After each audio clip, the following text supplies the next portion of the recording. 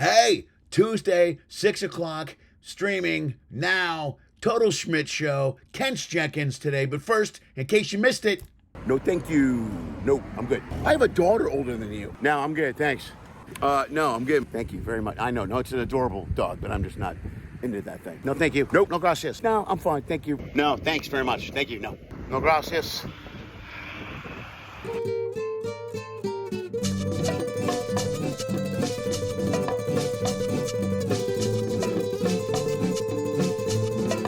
Yes.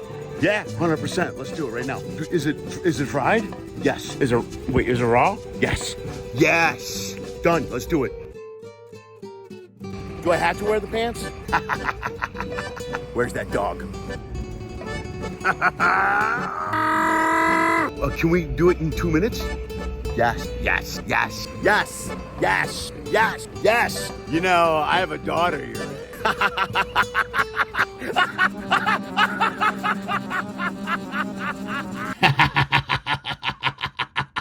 Hey, welcome to Total Schmidt Show. How you doing? I'm back at sea.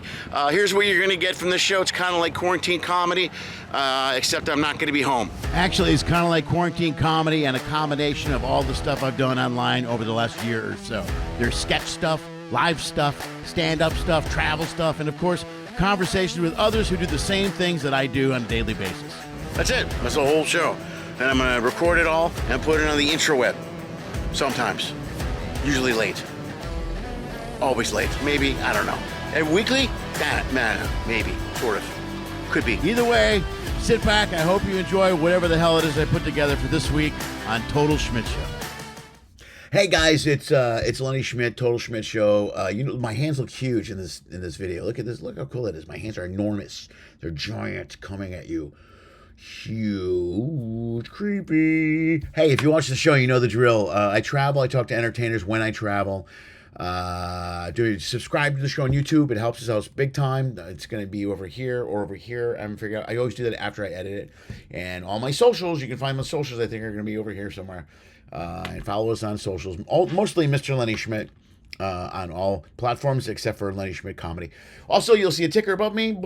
It's going to come by. All the content on my network, Lenny Schmidt Comedy Network. It's all free. Costs you nothing. $0. But pay if you can. The ticker explains how. You can go to PAYIFUCAN.com, which I own, and you get all kinds of options. You can go to Venmo, PayPal, all that stuff. We're supported by our supporters, our subscribers, and our followers. And if you want to be one, please help us out and do that for us. I'm currently on the Norwegian getaway. Today's guest is my friend Kent Jenkins, who's in a show called Junk here on the getaway. And I believe it or not, this video is shot yesterday. Yeah, figured that out. Most of my videos the last few months have been catching up. Well, today I thought I would put one up that I shot this week, literally yesterday, because Kent has a premiere on his YouTube page at SnubbyJ this weekend at 11 o'clock Pacific time in California. So I thought I would do his episode this week, so that you guys can watch it, and maybe some of you can shoot over to his thing and catch his streaming video that he's going to have this weekend. It's a premiere. He's put a lot of work into it, a lot of editing. He's very excited. He'll explain it in the episode, and that's about it, man. Do me a favor, sit back, enjoy my conversation with my good friend, the one and only Kent Jenkins. We're recording? Yeah, We're live? I always start before I tell people. Yeah. So I got the last 5 minutes. Oh, great. So then I just cut it where I want to go. I love it. Yeah. So That's good. That's authentic. Dude, the whole reason I called you in, like you were one of the first guys I met on the ship. Yeah. But also you said you were in California. Or you're from California. You spent some time there. Right, yeah. So I'm originally from Lake Oswego, Oregon, near Portland, but then I went to school at Loyola Marymount University down in the Marina Del Rey area, and basically I've been there on and off since then. So that's where, anytime there's some fellow performer on the ship that's from LA, I'm like, let's hang out, because everyone else is from the East Coast or the UK or all over the world. Yeah, right. Yeah, there's a lot of UK, a lot of East Coast in here from the show. I don't get a lot. You don't see a lot of LA people. It's interesting. You know what? You'll see it from guest entertainers. Yeah. You know what I mean? But I don't see it from cast a lot. Yeah. Which I guess we're technically guest entertainers, but like it's just a fluke thing because I play the pipes and they play the pipes in the show, so that's how we You're in that connected. gray area thing. Yeah. You know what I mean? Yeah. We're very unique, which I'm grateful for, because then we're kind of like chameleons. So like we can be crew, but we also have all the benefits of being guest entertainers. Like, camouflage thing going on a little Yeah, bit. yeah. You know what I mean? Yeah. I mean, like everything's good. Have you ever had to be crew on a ship? Has that been a thing for you? Yeah. Sometimes we're sometimes test. I'm gonna check my levels. Sometimes on here we used to be on the crew list. Like we're on the guest list now. Guest manifest. Yeah. There's 2 manifests. Yes. So we have to come in and out the guest areas. But and then in Alaska we were guests, even in guest cabins and shit. Oh, but yeah, before yeah. COVID we were on the crew list. But it was almost still kind of like what you're doing. The 'Cause we were Norwegian yellow as card. well, or was that? Yeah, I mean, We were yellow card. Yeah. Yeah, so that's But what we were, was yellow card. my first month here, I was a guest, and I had it looked like a Haven card. I was like a very fancy, like, right. high spender guest that like just had access to stuff. Yeah, and you're not wearing your name tag around anywhere, right? Not in public, yeah. No, not in public, right. That's like our contract specifically is like you only wear. That's it in what we crew did. areas. So we were like that before COVID. Oh, okay. And then I would imagine we're going to eventually go back to that. Yeah. I think. I don't know. And then it depends on the line. Like Carnival, you're crew all the way through. All the way through. You do all the tests and the drills, the drug testing, fucking all of it. Oh wow. Yeah, which is a real Longer contracts though, or is it still just like Still for sometimes us, on 1 it's the week? same Yeah. 1 week to 3. I do Yeah. anywhere from 1 to 3. Okay. You know what I mean? Have you ever had a residency? Is that a thing for comedians on like a ship? No, they used to do it. Yeah. Some guys did it. When we relaunched last year, the longest run I did 6 weeks on the Encore. Oh wow. So that's the longest I've ever done. And my first Good out of the contract- pandemic too to be like, oh, I got 6 weeks of work. Yeah. So and at that time, when we got there, we found out we couldn't leave the ship. That was the other thing. So we were stuck on the ship for Yeah, I heard that was the situation. almost for all of it. Yeah, these right. guys too. Yeah. So it still wasn't bad because then first of all I'm working, which was what I mean, it's my first gig back. Feels so good, it's yeah. after a year and a half of COVID and not making shit. Yeah. And I'm making money, so I'm like, yeah, I'll Making podcasts. yeah, I was just making podcasts and at home. So I was Yeah. doing stuff, just wasn't making any money. But then I'm like, I'll stay in the shit for 6 weeks to make money. You know Yeah. what I mean? 6 weeks in a row. I was pretty Did happy. you get into the loop of like some corporate stuff with this live streams? Because that's why I upgraded my gear. I was getting Yeah, we asked to did- do like I did a little bit, gigs. but not much. Yeah. I know other guys did a ton. And there was a couple things we did. We did I did some corporate comedy stuff, some corporate stand-up stuff, and a buddy of mine who's another comic got together and we wrote and did we did a bingo thing.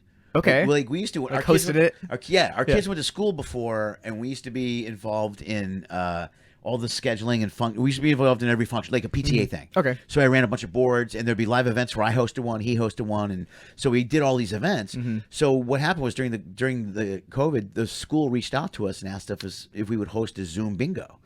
So great. we said okay. So Yeah. we did one, and then off of that, we got some corporate ones. awesome. So we did a couple of those, and we came up with an idea which was great, but didn't sell at Oh, all. what was It was called Zoom Santas, and it was two Santas. Oh, nice. And we offered holiday parties. Yeah. And we would write we did a 12 Days of Christmas parody and put it on video. I think it's on my YouTube. Like I think. COVID slanted, was it like all COVID It was COVID jokes? slanted, yeah. So and then there was one that was adult, there was one that was family clean, and and we hired ourselves out to be Santas to hire for a holiday party. If you Yeah. wanted to hire, you can't have a holiday party. We'll come to you. That was the whole. Did you have a whole dude, quarantine we got beard? all- Was that the whole I got thing? A whole Or Santa suit at home, bro. Yeah, I got a whole suitcase with all kinds of costumes. That's cool. That I've worn for other sketch stuff. Yeah. And so he had one, and dude, actually, I did it in one of my sketch shows. It's really funny. I did a show also called Reconnecting Comedy. I did a bunch of stuff during COVID on my own channel. Yeah. And Reconnecting Comedy was my favorite thing to do. this is on Twitch or where No, it's did on you stream? YouTube. On It's YouTube. all Okay. on YouTube. And I think I might have put it on Facebook Live, but it's all on my YouTube page. Gotcha. Now, which you can go to right now. Actually, all the tickers right above. Check it out there. I think just go right down there. Or down, There we go. all the boxes. There we go. Yeah, there we go. There, go to Lenny Schmidt Comedy Network. Love it.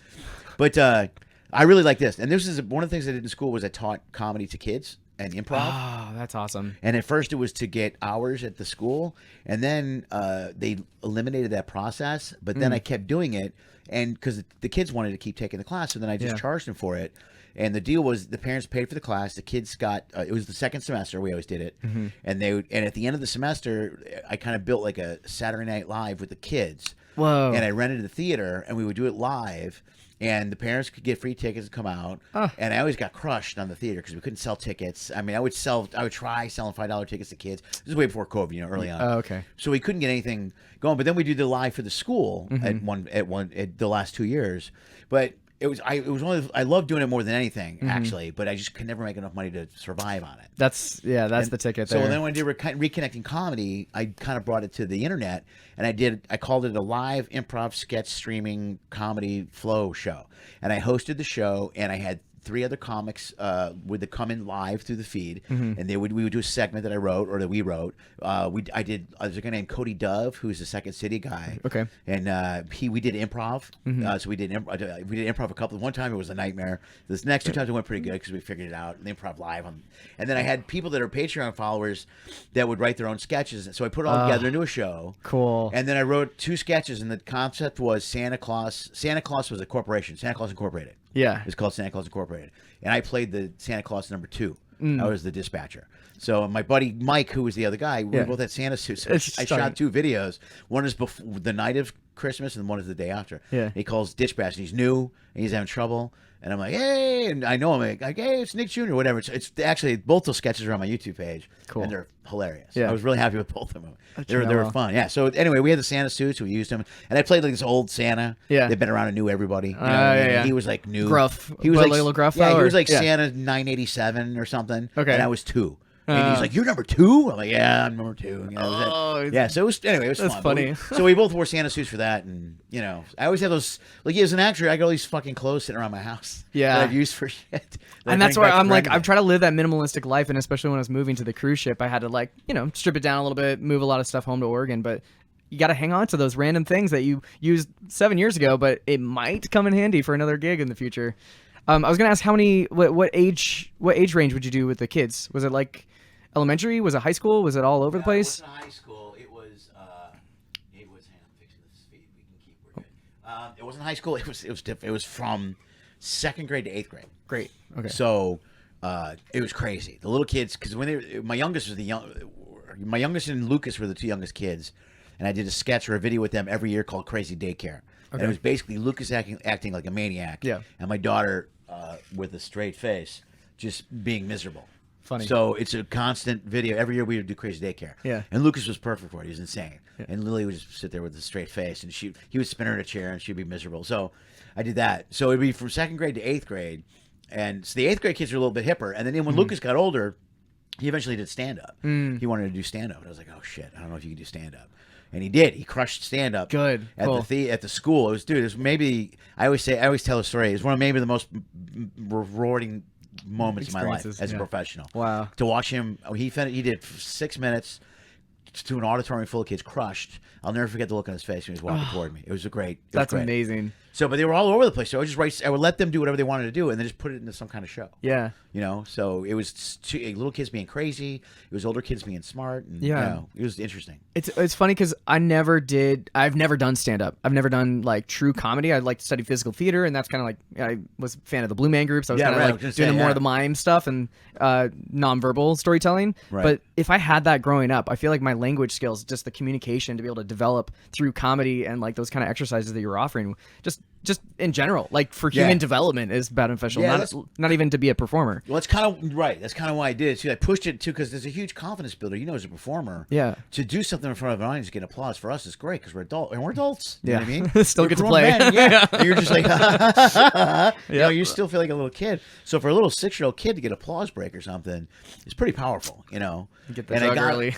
And so when I started teaching it. And I got into it because even the opposite for me, because I started doing stand-up before. I mean, I did theater in high school, but I didn't. Then I did stand-up at 22, but I got back into acting and improv. Yeah. And improv taught me to be a better actor, a better comic, and especially like you talk about silent or what do you call it, silent performance? Like nonverbal physical theater. We did a lot comedy, in improv in Chicago. We did a lot of silent heralds and scenes. Yeah. And those are they taught me a lot about moments and placing and facing and setting, even especially improv when you're trying to work with an area, you know, and have a setting. So it taught you so much more about being funny without words. Yeah. You know, it's powerful. I remember a friend of mine, Cody Kopp, he had a Herald team in LA that wanted to do a Blue Man themed one. So he brought me in and we all dressed as Blue Men. This was like in 2015. And I like did accompaniment on my pipes for them. And they just improvised a whole hour. And it was so fun. Oh, that's awesome. It was just like, and like obviously they're playing into like the Blue Man, like alien aesthetic. But like I was very impressed that they were able to achieve a show of any nature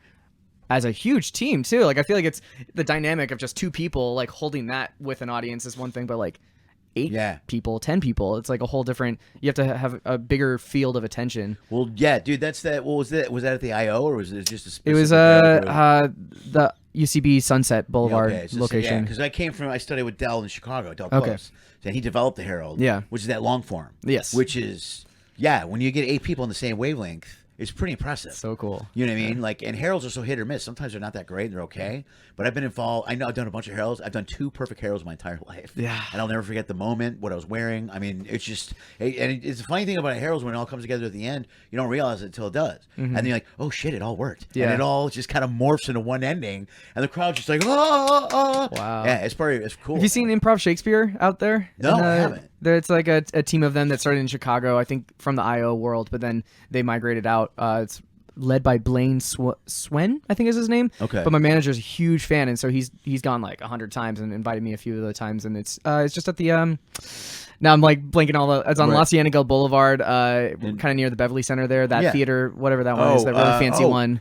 Oh, it's not Those like celebrities go to all the time. Oh yeah, it's not the M Bar, is it? No. I know what you're I talking think about. it'll come to me later. Yeah, and it's I'll also say they it. do stand up stuff there. Yes, right? yeah. Sarah's there, music. Sarah Silverman's there Yes, a bunch. I that can't remember the name. location. My brother does it too. Yeah, but they play there like every couple months or so, and they're just getting back into it. But the same thing, where it's like really long form, and they're improvising in the like Shakespearean text of the like language, but dropping like funny new age things. And I really admire that type of work because again, I don't have like that same brain for that. Like I'm a musician, I can like pull out any song you want on piano or like this pipe instrument I play, but like words and like that was like I had like a speech development growing up. Did you really? So cool. Yeah. Dude, that's so interesting. And then you ended up into physical performing. Yeah. That's I think awesome. part of the thing of it too. Yeah. That's great, dude.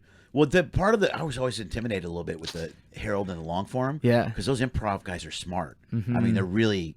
And they knew a lot. You got to keep up with them. Like, there's a guy named Rick Overton. I don't know. He's a stand-up. But he comes with improv. He does improv. He's good friends with Robin Williams. Okay. And then he shows up in San Francisco all the time. Yeah. And Rick is one of the most brilliant guys I've ever seen, stand-up-wise or anything. I mean, I've improvised with him once on stage years ago at the improv. Yeah. He's brilliant. Yeah. And he just comes up with, and he's just a good team player that way too. If like it's a good person, like they're supporting you so you can be funny or but you're work trying off each to other. keep up with him because he's so well educated. It's like he knows so much about the world, Smart, that what's going on everywhere. That you're just like, oh shit, what's going on in France right now? You know, Yeah. you're like, you know what I mean? It's like he's that deep into stuff where you're like, if you're like, I didn't catch the news? Watch the news. Like I watch the news, you're like trying to be caught up on shit. I was doing that during the pandemic more than ever. Was watching like the political comedy people like Azam Minaj or John Oliver, Trevor Noah, like their takes on the world and just how smart they were to be able to like communicate.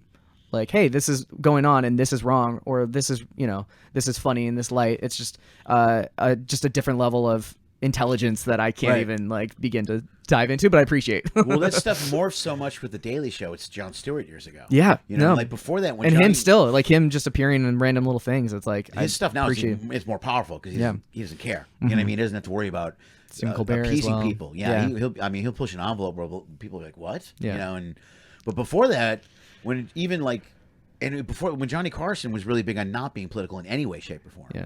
So you could never tell which way he was going. And Letterman was like that early, but then changed as he got older. Yeah. You know what I mean? And then he would skew more and had more of an opinion about certain things. So, and I think Jon Stewart fed to a lot of that because that changed. That brought on John Oliver and all these guys, Samantha Bee, these people that do amazing work about comedy. Trevor Noah stuff is brilliant. You know what I mean? I loved all of that. Like I was religiously watching that stuff every week when it would come out on YouTube. Right. Like there was nothing else to do during the pandemic. I was like, you literally learn about the world and try to laugh about it. As I can. Right. Try to have some sort of sense of humor. What are we doing? Trapped in my week? house. I know. Moved to New York and now I can't even be here because I have to. Were you in New York during COVID? I moved there January 2020. Dude, you're the second person I know that did. A friend of mine, Christina Walkinshaw, did that. She's a stand-up. She moved there just in like February. Yeah. It was the best 2 months of my life. Just like jam-packed, going out every night, seeing amazing, inspiring artists. I was shows. there in January of 2020. Were you there? Well, Yeah. my daughter's funny. My daughter had for her graduation. I took her to New York. Cool. So I said, pick when do you want to go? She was like, go January. I'm like, why would you want to go in January? And she's like, something about winter in New York. And it's a good thing she did. Because we would have never gone if she would have been in the same. So we right after the holidays too. It's actually nicer. It was then so it's, cool. You can appreciate the winter, but it's not. We walked around. Crazy. We stayed in Hell's Kitchen. We walked around. We saw Billy Joel. We saw the Book of Mormon. We just. Great. Yeah, it was great. It was fantastic. Billy Joel was on my bucket list. I was supposed to see in May of 2020, and then obviously deferred that to just this past May. It was nice to be able to finally. Oh, I was like, did you the see very. him finally? I bought literally the cheapest tickets, which was like the furthest back seat possible, Yeah. center, but like in the box seat at the highest point, Okay. and it took so long to get up there that he finished his first song before we like actually Oh, sat really? down. But it was the best night. It was so great, fun. right? I love his music, and I remember seeing Elton John in 2015 and being like, I just want to see Billy Joel. I Dude, grew Billy up with Joel his thing at the music. Garden is almost like it's because it's a residency. Yeah. You know what I mean? It's like you're hanging out with him. Yeah. It was the coolest night ever. Iconic. Like, and the crowd is awesome. Yeah. You know, they were like everybody's just In it, yeah. they're into the whole thing, and he would fuck with the crowd and joke around and start a song and go, "Nah, I'm not gonna do that one." Yeah. And they go, "No." Yeah, just the little quips in between, and he had like such a dad vibe to him too, like doing Yeah, the right. we didn't start the fire with his guitar. He's just Yeah. like rocking out with a guitar. I'm like, that's Billy awesome. Joel, thanks, That's cool. thanks That's for being great. you. That's how my daughter feels about him. She's like, "He's great." I love him. Yeah, but yeah, that's where I was there until I was actually headed back to the West Coast for some gigs, and then I just stayed in Oregon. I had to go back to like move my stuff out in the middle of the pandemic, which was weird because then I was flying on like a Delta flight, and there were more staff members than there were patrons from like Oregon to I went to Philadelphia. Oh, really? But like to go, yeah, it was wild to be at an airport when it was like just a ghost town, Yeah, and then right. yeah, to be sitting in like first class with like one or two other people one or two because people. no one was sitting on the Yeah, plane. early on, no one was flying. At some people were flying. I flew in October of 2020. Oh, yeah. The planes were packed. I do a bit about it. I'm like, at that point in LA, Mm-hmm. you still couldn't do shit because they were so strict. You know what I mean? You were vaccines still, yet, and- yeah. So you weren't going. I mean, you were, nothing was open or whatever. You were. I get on a plane, it's packed with people. I'm like, this can't be right. Can't be safe, You know? yeah. And I'm going to Oklahoma City, and people walk around no masks. I'm like, there's no COVID here. That was weird driving across the country, and there was just there was some small little town where I was filling up gas and like just grabbing a thing, and they just had like a plastic barrier with Right. no masks. And I Sure. was just like, am I like, it was still the height of the pandemic and the summertime too, but like that was just their rules and regulations for Right. that little small town. And I was Nobody knew what the hell was going on. like, no, yeah. So you studied at Loyola Marymount. Yeah. Were you born and raised in California? Or No, you're- I'm a Chicago guy. Chicago. I was Okay. born. I moved to LA in first time I moved to LA was '85. Okay. and I was there till '80. I was there till early, almost 90 something. I lived. Okay. I worked. I started stand up in '88, and then lived on the road for a few years. Oh, cool. And then ended up in Chicago studying improv in the '90s. But then came back to LA in '99 when I got married. After I got married, Yeah. because I met my ex-wife at Second City. So I'm curious, just from your experience then, like cruise gigs versus the travel life, do you have a preference, or was one more financially viable? Or Oh, this one's way better. In Yeah. a lot of ways. Well, I mean, land is good. You know what? If I made what I made on land, Yeah. I don't know if I'd do shifts all the time. yeah. You know what I mean? Because Something because like of local. the crew thing sometimes, and B, the Wi-Fi is a pain in the ass, the connection, and I mean, all that stuff is. I've been very distant from my social media for that reason. Right. It's kind of sad because like I was actually starting this year saying I'm gonna do a daily TikTok, Right. and then as I had some other gigs pop up, I just was like, I don't have the time to Yeah, keep you this don't have up, and I didn't announce it or say like, hey, I'm doing this, because that's burned me in the past by saying something that overpromise what I can do. But yeah, I feel bad because there's people all over the world that have been watching my stuff for years, and if I'm just ghosting them, I feel like I'm not doing them a service in a weird Right. way. But I'm also trying to live my life, trying to enjoy my gig, and hopefully this is actually like rekindling the fire, so I'll have like extra energy to Right. come back extra strong. When Well, I get did like early. home again. Like it started. It was hard for me coming back to shifts because I was doing so much social before as well. But it's like now this show streams every Tuesday at 6. It took me a year to figure out how to get it right. Yeah. And like what I do is I load my YouTube page up and I schedule stuff. Yeah. But I also, it means I spend like tomorrow is St. Thomas. I spend the whole day tomorrow uploading shit. Yep. And scheduling all day, just uploading, scheduling, and then so that I can stay current. Yes. So and even now I have 3 shows I'm running, but only one is regular, and then there's the comedy. Some of the comedy stuff goes up. Awesome. But it's hard to stay on top of it because then you kill your whole port day, and at some point you're just like, I mean, well, my daughter says, she's like, I think you're doing too much, or you work too much. And I'm like, well, I'm trying to create something. So Yeah. I mean, at the beginning it's always a lot of work, but on the ship, man, it's difficult. So it's really hard to stay in touch. So it's something. You know what I did? Let was it go altogether. It's so sad. I made up an imaginary group of kids that handle my tech. Hey. Like I call them the Westview kids, and Westview is middle school I went to in Romeoville, So anytime something would go wrong, because early on my problem was I just kept doing stuff wrong. Yeah. Like I would do shows, there'd be no sound. Oh yeah. You know, and I had live shows where people would, thank God I did live shows, so people would type in and go, dude, there's no sound. Yes. And I go, oh, and I could fix it or whatever. But anytime there was a screw up, I would blame these. I said all my tech is done by the AV kids at Westview Middle School. Nice. So I had this running joke constantly. So when something screws up, I go, the Westview kids screwed up this week. Sorry, the Westview. But you know, I got certain people that have been following me now for 2 or 3 years. Yeah. You want to stay loyal to them. You want to keep. You know what I mean? They're great, and they've come out. Some of them have flown out to see me record new shows in L.A. or That's so Vegas. cool. Yeah, and bought and do albums and stuff. So you want to make sure they're getting content and stuff. You know. That's right. I feel such a disconnect because my sister really pushed me to make a TikTok and then like basically runs it for me, and it blew up during like December of 2020. I had like a viral sound and then was posting really consistently. That I have a lot of followers on there, and I feel a disconnect because like here I am just making a video in my room by myself, and then there's gonna be like 1 million people watching it later, and it's just like how do I like live my life knowing that exists out there, but also like be able to still be in communion and do the things I love, which is sharing my art for people in real life, or like having that connection and performing and getting that thrill like we talked about at the beginning of this. It's just that's where I'm as sad as it is, like I'm much more happy to be doing this kind of gig and connecting with people, and I only wish that they could come see me here, but like there was only like one person so far that was like, are you that guy from TikTok? And I'm like, oh yeah, thank you for saying something. You're literally the first person, only in 2 months of being here now. Right. But I get that life. Like I got a corporate gig like 2 weeks ago, and it was a very last minute thing for Dell, and they just wanted like kind of like a TED Talky performance with my tubes, and I've done work with them before, so it was like it made sense to do it, but I didn't know if I could make that happen. Like I don't have my actual pipes that I normally play with, like the ones we do in our show, or it's like a smaller configuration, and then there's like a bass pipes thing that I don't actually play. But I was able to rent out the headliner space and then like pull something together within 24 hours, and then used San Juan to be like, you know, the U.S. territory to be able to actually send that off. And I was like, right on. I guess I can pull this off in 48 hours notice, but like I wouldn't normally say yes to that kind of thing because it's just so much work and effort. And without the guarantee of Wi-Fi, like doing an actual live stream would be impossible. But like a pre-recorded, send in taped, edited thing, it worked out. Yeah, that's dude, that's awesome. That's good. But you'll figure it out. Like it took, like I said, it took me 1.5 years. Also during the process, I updated my editing stuff. Yeah, like this is all on PC for the vMix stuff. Oh, interesting. But I use Mac and Final Cut Pro to do the videos. Yeah, because the AirDrop phone and video and stuff. Yeah, you know what I mean? So much more efficient. Dude, and so it took me a while to figure out how to do the Wi-Fi, but then it took me a while to learn Final Cut. Yeah. And once I got that figured out, now it's a little bit easier. So I can edit a video on the ship, airdrop it to the phone, and then while I'm walking around the city, be uploading it to YouTube in a port. Yep. And I started to figure that. Like some ports are better than others, but you start to figure that shit out. Yeah. But so it's a lot doable. Of work too. It's like, but it's here we are in the Caribbean and like just want to enjoy and be chill, and it's like, oh yeah, I gotta do our jobs too. But then you find a way to do it. So then you remember. That's like I'll remember St. Thomas. I had really good Wi-Fi in one place. Yeah. And I'll go. I'm gonna go to that place for sure. And I know I can blast through everything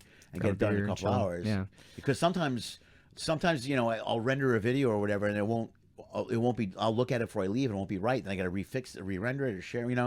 So I try to make sure everything's ready to go the night before, and then you just kind of you figure it out. You figure out the scheduling. You know what I mean? But now you know what it is. You got to let go of the real-time reward of the video. That's the hard part. It's like you upload it, and then you're like, well, I wonder who watched it. And then you go back, you know what I mean? I can't load anything on. Like, literally, my sister is having to, like, I'll send her a thing because I'm like, hey, I uploaded this video to the Drive the other day. Can you post it on my behalf? Can you have this be the caption? Because she just has access to all my things. So then she can post it, but I can't see the comments. I can't see, like, even just uploading to, like, an Instagram story, a picture is, like, impossible from this Wi-Fi. Right. It's funny to try to still make that happen even without that ability. I'm actually trying to do a YouTube premiere this Saturday. I spent the past year making a Talking Heads medley with my friend Jessica out in LA. We just like went all out. It was very much a passion project because we both were like nerdy enough to like David Byrne's music, and it's like a 7-minute long medley of our music, and it took me months to edit it, and it's a lot of special effects, green screens, clones, and like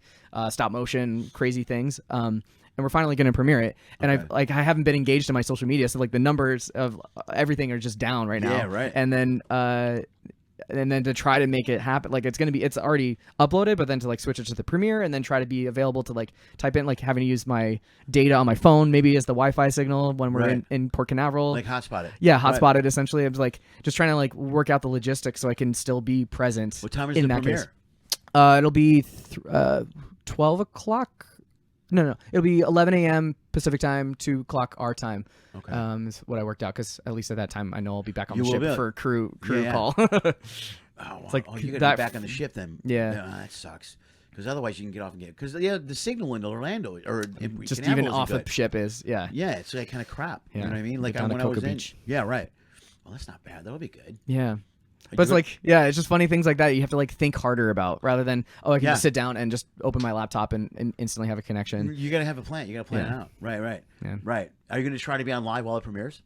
I don't think so. I'm thinking actually what I'll do is I kind of think because it was such an involved video edit, I might do a pre-recorded me just breaking down the video. Like I'll like have a camera over here and then like have my laptop here and talk about, hey, I made this choice here. Here's a little subtle like Easter egg you probably won't notice, and then film myself just talking through the video and then upload that separately. So there's kind of that live component, but I'll just be available in the chat otherwise just to comment on stuff. Yeah, that might not be bad though. Is it premiere on YouTube? Yeah. What's the YouTube channel? Snubby J. That's Same thing? yeah. Snubby I J? go by Snubby J on all my socials. cool.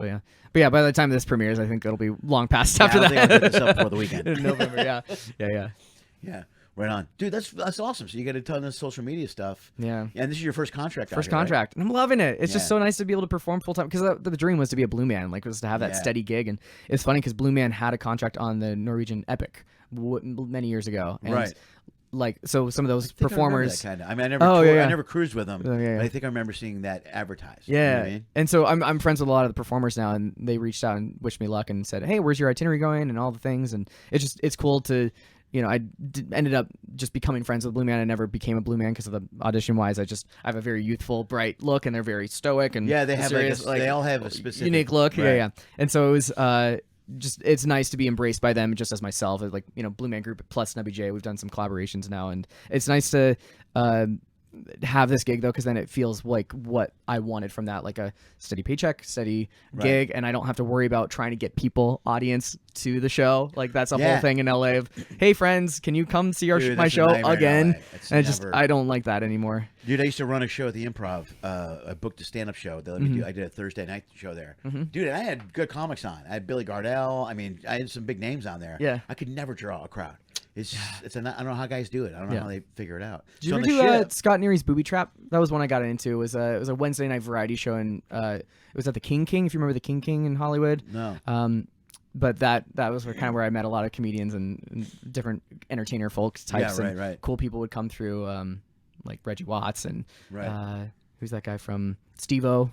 Made appearances there. Of course, yeah, right, yeah. Kate Flannery from The Office. Right. Those obscure improv actors and actresses and stuff. Yeah, it's a good scene. Well, dude, this is a perfect show for you because it's a great show. Yeah, thank you. Yeah, this which junk show. Yeah, it's awesome, man. It's a lot of fun. I mean, I have to owe gratitude to TikTok in the way because that's how I met Junk. Was they reached out and said, "Hey, we play pipes as well. Do you want to do a little collaboration?" And we shot a Star Wars cover together. And then they were just on my radar. And then I saw on Instagram at it like a year later saying, "Hey, we're looking for new cruise ship performers for our show." And I was like, "Oh, this kind of feels like a good fit." I'm not really a singer, and they needed someone that could sing as well. But I was like, "Here's my my demo reel. Here's all the things I've actually worked with you guys." And lo and behold, Sam, who is the guy I collaborated with, the co-founder of the group, was the one that was casting. It was like, "Kent, great to hear from you. You have the job, dude. Can you sing? Can you do like triplets and like paradiddles?" I was like, yeah. Here's a little demo. He's like, "You got the job. We'll figure it out. Well, don't worry about it." And I was like, that was the easiest gig I've ever booked. Ever, dude. Just like already, it was already a good fit. So that's kind of how the cruise ship thing happened. Kind of for me. I didn't want to do cruise ships. For all by this time I thought I'd be done traveling, you know what I mean? But I never. But when I went through a divorce, and when I got divorced, my buddy started this agency, and he goes, "You want to do cruise ships?" And I go, "Yeah," because divorce is expensive and it was killing me. But then we did a showcase, and the booker for Carnival happened to be there, and she was there with a guy I knew that was the DP in a bunch of short films I shot. Wow. So I'd already worked with this guy a bunch of times. He comes up to me, and at the time he had the cruise ship gig. This was years earlier. He had a great gig.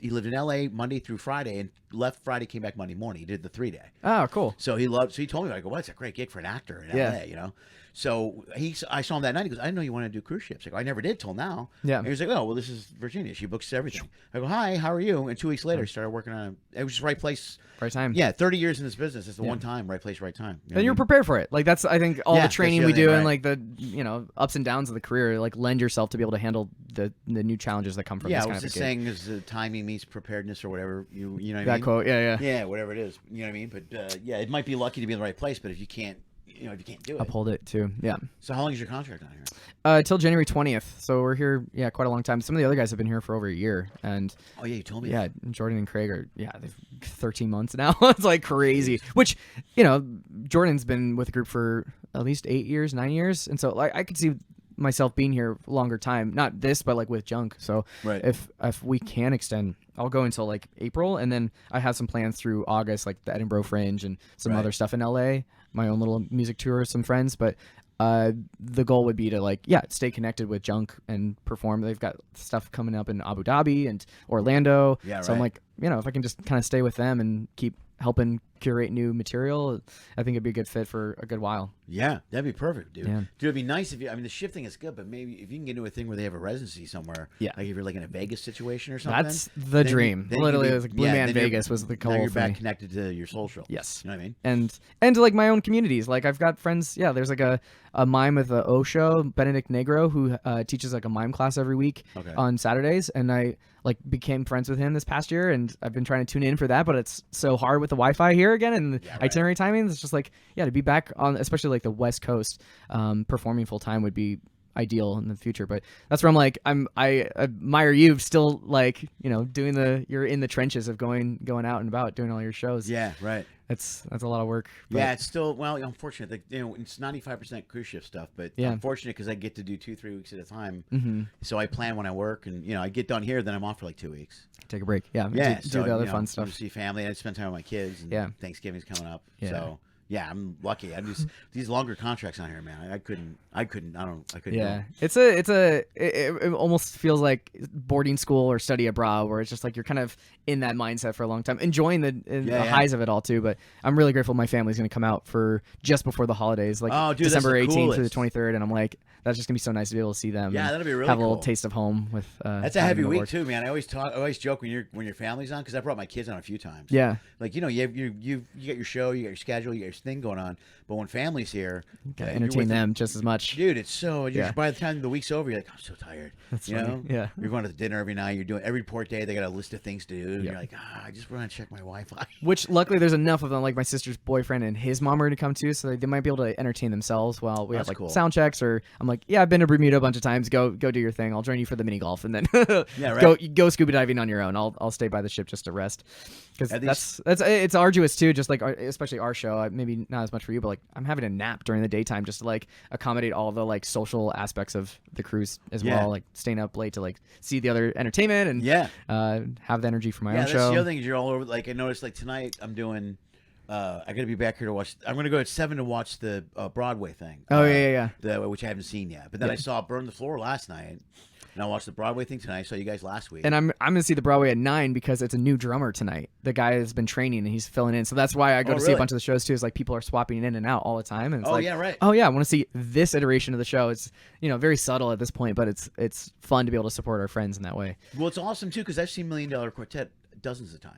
Yeah. Now this is the first time I've seen it since COVID. Oh wow. Before COVID, I was on the ship a bunch. Yeah. That's right. I know Nick from then. I saw Colin, that show, and I all knew them, some yeah. of the other. I know Colin as Yeah. well. And I knew some of the other guys. Jefferson, who was here before. He was Oh, Jerry I've heard of Lee them. Lewis Okay.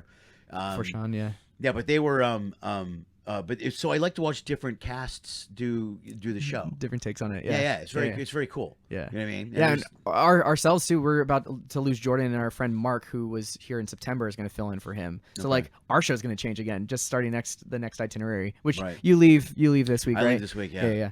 But like we have to basically redo our show because none of us breakdance like Jordan. So yeah, dude, Jordan throws himself around a little he's bit there. crazy. Yeah, Yeah, it's dude, awesome. Yeah, Head slams. slamming stuff on the ground. Yeah, Stuff. yeah. When does he leave?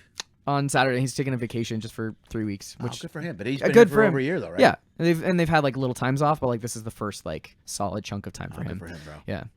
It's just like you gotta mental health breaks. So you gotta like pace yourself for this stuff. It's crazy. Dude, it's nice to get back to land for a little while. You know what I mean? Mm-hmm. Even an afternoon in port. Yeah, I love New York City for that reason. We reported up there and I think we will be starting in mid-December again. But like just to walk off the ship and be in Hell's Kitchen and just a less than 10-minute walk to Times Square. It was Dude, like it's an awesome, the best. It's an awesome port. Yeah. That's great. Every day you spend the day in Times Square. Yeah. You know what I mean? And you can walk around. There's a million things you can do. Get that, to Walgreens, go get a bagel. Not to mention great place, a million places to eat. I mean, Yeah. that's where I found that bacon place. Everyone in the bacon. There's a place called Bacon right in Hell's Kitchen. Okay. It's right around the corner. It's like not even there. 5 blocks from the ship. But I knew about it before I brought my daughter. Oh. So when we stayed in Hell's Kitchen. Yeah. And I go, we got to go to Bacon one day. Bacon. And they had this everything's bacon. Everything's got bacon. And then they had this pork. What do they call it? Pork belly appetizer that won an award. And Oh, wow. So every item in the menu has bacon in Really it somewhere. special. It's ridiculous. That's They have like bacon the- Bloody Mary. You ever had a bacon Bloody Mary? Oh my gosh, I don't know if I want one. I know they're good, but then when you have them a couple times, you realize it's cold bacon. Yeah. You know what I mean? So it's like fat. Yeah, I know. It's a little. I don't like Bloody Marys in general too. It's just like that Oh, combination really? is I'm just a like, huge oh Bloody god. Mary guy. The thing I loved was there was a Choco bar in San Juan, Puerto Rico, and I was you just told me walking about by it. there, and then they just had chocolate on everything. Like I got avocado toast, and like the bottom of the plate had chocolate. Really? The hazelnut croissant was delicious. I learned there too that they don't pronounce the S's at the end. I don't know if you studied Spanish, but like instead of muchas gracias Yeah. with the S at the end, they say mucha gracia. Oh, and really? they just get rid of the S at the end of the words. So that's like how Like they know if someone's a Illinois. local or not. Right. Yeah. Oh yeah, like Illinois. Yeah. Yeah. All right. That's a good point. It's funny. Totally. Yeah. But yeah, I'll have to check out Bacon. That sounds awesome. Yeah, dude, it was good. It's good. Everything there is good. They have a big BLT. They got bacon mac and cheese. They got it all. The one I was gonna say, the one bummer about porting, like even in Orlando, like I wish we had a night to stay here, but Yeah, because of right. the whole changeover, we have to like get guests off by the morning, and then all the other new rough guests have to day. get on. Yeah. So you don't like we don't have much work in most cases. I guess you have like the sail away show you do, but Right. our shows are usually later in the week because it's a paid dinner thing. But Right. we don't have time to go see a Broadway show. Like there's not like we have to be back on the ship with a crew time at like 3:00. So like even a matinee is not like You know what's cool plausible. sometimes is the turnaround days or on turnarounds because or not a turnaround transfer. vessel transfer Yeah. on a vessel transfer because I've done it before where we've left LA and it was a cruise and then you went to Vancouver and then you spend the night in Vancouver Yeah. and then you reload now you go to Hawaii and you go back down somewhere else Yeah. or New York same thing Hawaii I went to Honolulu Yeah. and we spent the night in Honolulu and the next morning we left and went to Australia Wow. so when anytime you do a vessel transfer sometimes you go to the main home port Yep. and spend one night. Vancouver was 2 days, I think we spent, which was a blast. Because then you get like, oh man, I got 2 days to kill. This is awesome. I think we're gonna try to get off the ship for that. What's funny was the hurricane actually kind of interrupted this last one, but we were supposed to. I don't know if you heard about that. We canceled an entire like 10-day cruise because of the hurricanes that No, were I hitting didn't know that. Florida. And so we were in New York trying to route down to Orlando, and I had already got permission to be off the ship because I was still a guest entertainer on the Right. guest manifest. So I was like, oh, I'm not a crew member. I don't have to be on the crew transfer. Right. And then the hurricane was going down and the ship didn't leave, and I was getting word like text messages like, oh, am I supposed to get back on the ship? Like, are we like, what's the safest best plan? And I was really hoping I would just have like a week off and I could fly home and see friends and family, but Yeah. I was just staying at a friend's in New York and was like, can I stay an extra night? I don't know if I'm or actually stay a night. Like we were just gonna go see a show, and I was like, can I stay the night? I don't know what's happening. I was supposed to hop on a flight to Orlando tomorrow, and Yeah. it's canceled. And like the ship doesn't know if it's gonna be able to make it down in time for the next thing. And Yeah, like, right. you know, get 4,000 guests on board when there's a hurricane going on. It's like Yeah. that's not practical. Yeah. Just it felt like COVID again, where it was just like, yep, we're making giant decisions left and right, Yeah, like no last at the minute. snap of like, okay, yep, the next month of work is canceled, or They do that with these ships all the time where there's a hurricane and a deviation and they Yeah. change it. But the rule of thumb I always follow is you stay close to the ship when that happens. Yeah. Because then at the last, if something happens, we're sailing in 4 hours. You're like, sweet, back I'll be on. right there. Yep. You know what I mean? Otherwise, you're screwed. really you know? screwed. Yeah. I was like really tempted to just like hop on a flight, but I was smart and stayed. Yeah, you're probably lucky you did. Yeah, like- you know what I mean? They really needed me back. So, Now, have your yeah. parents seen you do junk yet? I sent them a video. Yeah, we occasionally tape our show just to have it, but no, I mean live. they're gonna They'll come in and see you live. December. Yeah, that's That's that's awesome. their chance. Yeah, that's where no one has seen like any of my friends or family. Like it's expensive, like, especially living on Yeah. the West Coast. Like not only just to fly over, but then pay for the flight, pay for the cruise ship itself too. But I think I get discounts or I get some benefits. But just general too. All cruises are just trying to get people back on board. So I'm subscribed to the Norwegian like mailing list, and Yeah, right. they're like 40% off. We got Yeah. 40% off until this Saturday, and then they're like Yeah. they say, oh, it's been extended, and they've been doing that for months. Like Yeah. I was falling in August. I was like, oh, 40% off. Family, let's book Well, this they're thing still while it's a trying to get, deal. like, we're light this week, bro. You know what I mean? And we're only Like, 70% or whatever. 3,000 something, yeah. Yeah, but it's still. I mean, it's Yeah. a lot. But the ship holds 45 So, or 46 yeah, or I something. think they've gone up to like 5,000 before. It's like I'm sure. I bet they have. Especially lately. Like, yeah, we got room. we had 1,000 guests for 2 10-day. It was like a 10-day and a 12-day. It was just 1,000 people, and it was wild. Like, they say like average age is 50 or something like that typically, and 10% is under 18 youth people. There was one that was like, we have 12 under 18-year-olds. It was like they were very specific. They were like, it's not even a percentage. 12. It's just the number, because it was just such a small cruise. It was, September, so everyone's back in school anyway. But it was so fun to be able to just hang out with the crew more, and like we would go play ping pong because the tables were free because no one was playing. It was actually a cool opportunity for us. But yeah, not great for the ship. Yeah, when we launched last year, because Norwegian was only doing 30% capacity or 40. So for those first 6 weeks, dude, nobody was on the ship. Yeah, I mean, it was like you were just floating more around. crew than. Yeah, way more crew. So you would hang out. I mean, we were going out to eat. We were doing whatever. Yeah. Tried all the restaurants. Yeah. Yeah, you get up in the morning. There were no lines for anything anywhere. It was great. It was for a while. It was cool on the Encore and stuff. But it was really cool on. Also, it was on the Mardi Gras, the Carnival Mardi Gras, which is a brand new ship. Oh, okay. Which is enormous and holds a ton of people. So when you're on that ship and they only have like 2,000 people. I mean, that's like having the Taj Mahal to yourself. Like, this is the greatest. Yeah. Because I went back when they were packed. You're like, oh, it sucks. And there's people everywhere. And then, because you're on the yellow list or whatever, suddenly you can't get sushi and you can't, you know what I mean? Yeah. You get like a little like side eye too of like, you shouldn't. Yeah. Sometimes that's where I'm like, I want to be, we try our best to be just respectful to everyone, but certain people just have grudges because it's like, we have the flexibility to eat at these places. And everyone else is working really hard. Like everyone on the ship is working so hard to make sure everyone has an awesome experience. And so for us, it's also crew to have to ask them for that stuff. It's like, I understand. Yeah, right. Try to tip well and be respectful. Yeah, no, that's the other thing is the tip well. It drives me crazy when I go, anyone that says to me, we're supposed to tip, I want to choke them. I'm really surprised when I see that mentality. You know what I mean? Especially in this scenario, because you're eating for free everywhere. Like I'll generally tip a lot at the bar. People are like, why do you tip so much? And I go, because they get half off or I get this free or whatever. I mean, if you think about it, I'm getting a monster deal right now. Yeah. And we go to the crew bar too. Like I remember, the crew only cruise, like we're getting alcohol real cheap. And I'm not much of a drinker, but I was just like, oh yeah, if it's $1.25 for a beer, I'll have a beer tonight. Yeah. Like $5 wine. It's not the great stuff, but like it's something. But like I would try to tip them and they're like, why are you tipping us? You're also crew. I'm like, but you're working right now. I'm just able to come hang out and do this. I am a drinker, man. That saves me a lot of money. I'm like, sweet. Like we still can't go to the crew bar. So. Oh yeah. We still have that thing. So. Yeah, and that was the same for me until we switched to the crew manifest. So yeah, whatever. Different perks, No, it's still, dude. We're back. We're working. Yeah. And the coolest thing is that we're performing every night. You know what I mean? I love that. Yeah. You told me 35 years ago that I'd be performing, making a living, putting my kids through school, and traveling. It's the dream. Yeah. You're like, oh, dude. Okay, I'll sign that. Yeah. Yeah. So we're fortunate. Yeah. It's good. And especially, the Caribbean is a whole new world for me. So it's been every time we just get off, we wake up in a new place. It's been so fun to be able to do that. And I hope to keep doing this just to explore more of the world. Yeah, dude. Too. Some of these ports, like San Juan, is such a great port. So cool. Yeah. Every time you go there, you can do something else. Yeah. You know what I mean? And I've only gotten off that one time because the last time I was uploading a video, I was doing that corporate thing. That's why I'm going to try and get my shit done tomorrow because I think we're getting off San Juan. We're going to go. I think we're going to go to the place that's credited with creating the pina colada. Whoa, okay. I can't remember the name of it, but Faraz knows the name. Okay. And I've been there before. Great. So you go, they have great food, and you can go there. The deal is you can go there and just get a pina colada, to get the drink. Yeah. Or you can sit down and have lunch, So I think they open at noon, so we're going to do that for sure. Sweet. Yeah. And then we got to find that rum tasting place. Or you tell me the rum tasting place again, too, because that's in Nassau, cool. It's, I was just thinking about that. Joe just texted me. He didn't give me the name of the place, and I'll get it, but it's literally the only rum distillery in Nassau, and it's famous. It's like any bar you walk into has their rum. Like it's on the top shelf of every place. That's so cool. But I forgot it, but I wish we were going there, dude. It's such a great... because we're going to Amber Cove instead this week. Yeah. But you'll dig it, dude. When you go, it's phenomenal. And the people are so nice. You get to see them bottling the rum and big casks and stuff, and it's worth it. It's very cool. Yeah. All right, dude. Let's wrap this up, dude. This flew by really fast. Thank you so much. This was so fun. No, thanks for doing it. I appreciate it. Great chat, dude. What socials?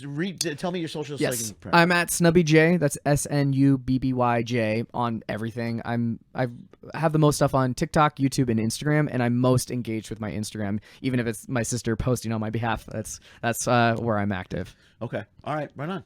Dude, thank you. And good luck with the premiere this weekend. Dude, thank you. All right, man. Thanks.